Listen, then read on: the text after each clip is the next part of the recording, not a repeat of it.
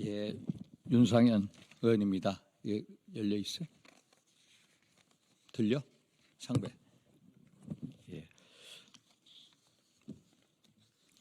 윤석열 정부는 마약과 디지털 성범죄와의 전쟁을 즉각 선포해야 합니다라는 기자회견을 하도록 하겠습니다. 대한민국이 심각한 범죄 수렁에 빠져 있습니다.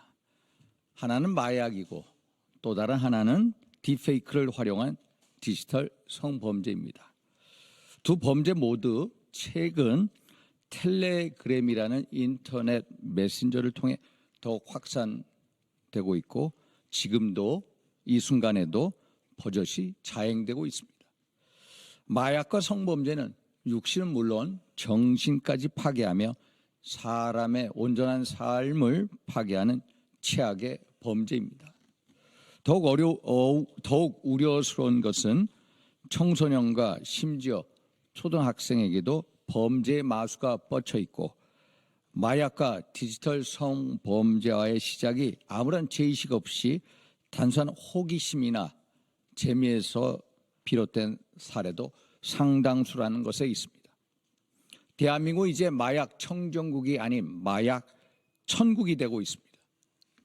유엔이 정한 마약 청정국의 지, 인구 10만 명당 마약류 사범 20인 미만, 이러한 마약 청정국의 지위를 상실하였고 이제는 마약 최대 소비 지역으로 전락하고 있습니다. 우리나라 마약 사범은 지난 2022년 대비 현재 50.1%나 급증하였고 여기에는 10대를 포함해 30대 이하가 59.8%나 차지하고 있습니다. 특히 중고등학생이 모여있는 학원가 일대와 대학교까지 마약의 검은 그림자가 드리워져 있고 사랑스럽고 천진난만한 초등학생에게도 마약의 마수가 뻗쳐 있습니다. 정말로 처참하고 통탄할 일입니다. 또한 최근에는 딥페이크 성착취물과 같은 디지털 성범죄가 민낯을 드러내며 우리 사회에 충격을 주고 있습니다. 과거 텔레그램, 디스코드, 라인, 워커, 와이어, 카카오톡의 메신저 앱을 이용해 피해자들을 유인한 뒤 협박해 성착취물을 찍게 하고 이를 유포한 N번방, 박사방 사태의 상흔이 가시기도 전에 AI를 이용한 딥페이크 성범죄가 사회 전체에 빠르게 확산되고 있습니다. 이번 딥페이크 성범죄가 심각한 것은 상당수의 가해자가 성범죄를 단순한 장난이나 창작이라고 착각하고 있다는 것입니다. 또한 전 세계 관련자의 53%가 한국인이고 그 대상이 광범위하다는 것입니다. 그리고 N번방, 박사방 사태 당시 핵심 가해자 처벌이 미흡하였고 성착취 영상을 소지하였거나 시청했던 사람을 처벌하지 않았던 것에 대한 학습 효과 때문인지도 몰라도 일부 가해자들은 수사기관을 비웃으며 지금도 버젓이 범죄 행위를 이어가고 있고 범죄 가담자들이 온라인 커뮤니티 등에서 단속을 피하기 위한 대처 방법도 공유하고 있다는 것입니다. 망국의 그림자가 대한민국의 미래와 국민의 생명을 심각하게 위협하고 있습니다. 이에 정부는 지난 30일 성범죄 관련 딥페이크 허위 영상물을 소지, 구입하는 것은 물론 단순 시청하는 행위도 처벌하는 방안을 추진하기로 하였습니다. 늦었지만 다행스러운 일입니다. 그리고 이번만큼은 관련자 처벌과 대책이 부족하였던 N번방 사태의 잘못을 절대로 반복해서는 안 됩니다. 철저한 대책과 관련 법안을 준비해 나가야 합니다. 견석이갑의 자세로 만반의 준비를 해 나가야 합니다. 이에 윤석열 정부는 마약과 디지털 성범죄와의 전쟁을 즉각 선포하고 관련 범죄와 범죄자들을 발본색원해야 합니다. 과거 범죄와의 전쟁을 통해 조직폭력단의 범죄와 겁박으로부터 국민을 보호하였듯이 이제는 마약, 디지털 성범죄와의 전쟁을 통해 국민과 국가의 미래를 지켜야 합니다. 우선 마약 수사를 전담하고 마약과 관련된 정보를 수집하고 해외 공조 수사를 총괄하기 위한 마약 수사청을 신설해야 합니다. 현재 마약 수사는 검찰과 경찰로 이원화되어 있습니다. 두 기관의 공조 수사도 검경 수사권 조정 이후에 사실상 제대로 이루어지지 않고 있습니다. 당연히 국정원과 관세청 등 관련 기관의 협조도 원활하지 못하고 있는 실정입니다.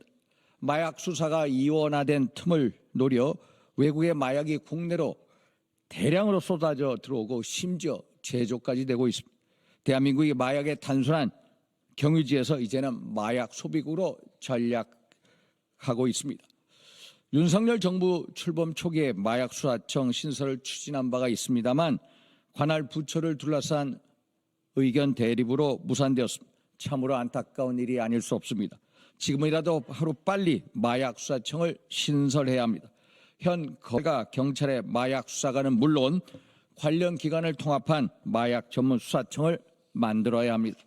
마약 제조, 유통, 밀수, 정보 및 마약 관련 자금 세탁까지 담당하는 미국의 마약 단속국 체제를 참고하는 것도 필요할 것입니다.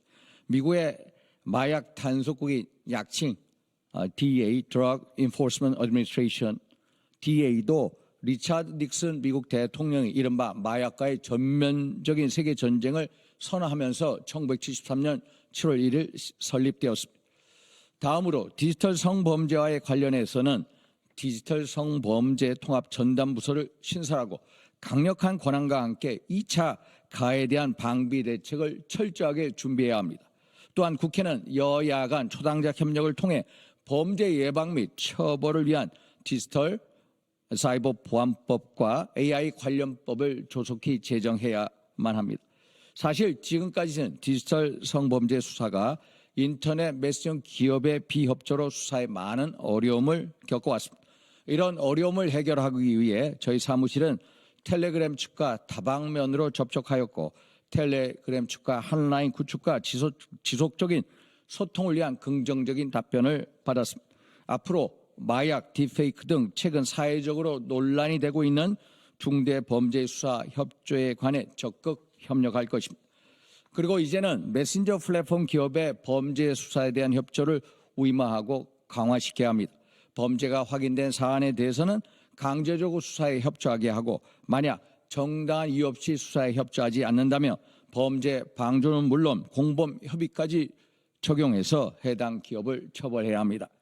영국의 경우 온라인 안전법에서 플랫폼 기업의 불법 촬영물 감시 삭제 의무를 부여하고 있습니다.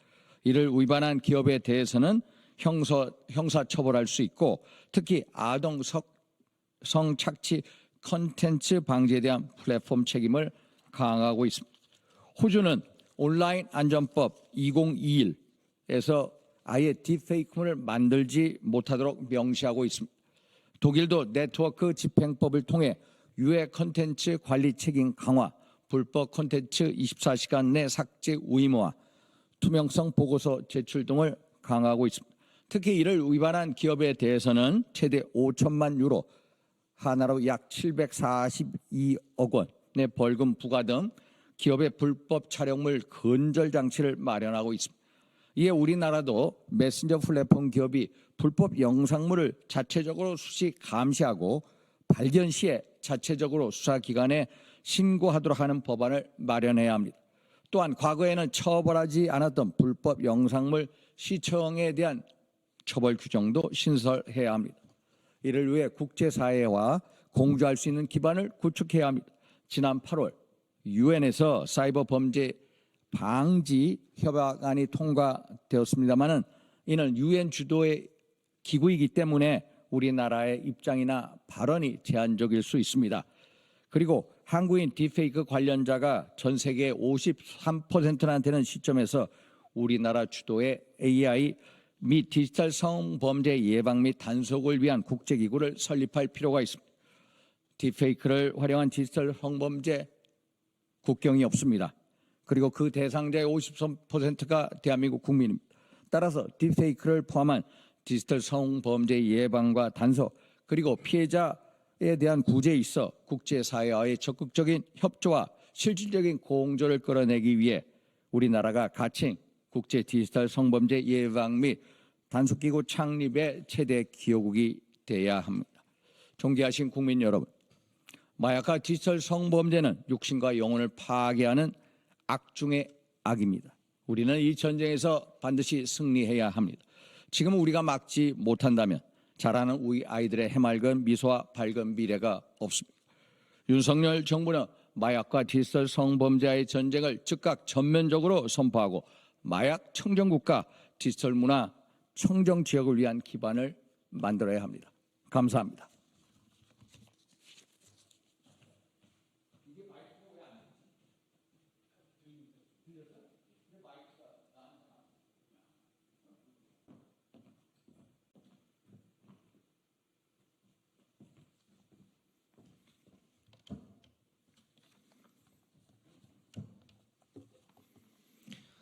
예, 국민의힘 박준태 원내대변인입니다. 논평 시작하겠습니다. 마이크 잘 들리나요? 괜찮습니까? 예, 논평 시작하겠습니다. 양산이 검찰 수사의 도피처가 될 수는 없습니다. 이재명 대표와 문재인 전 대통령의 5월 동주가 애처롭습니다.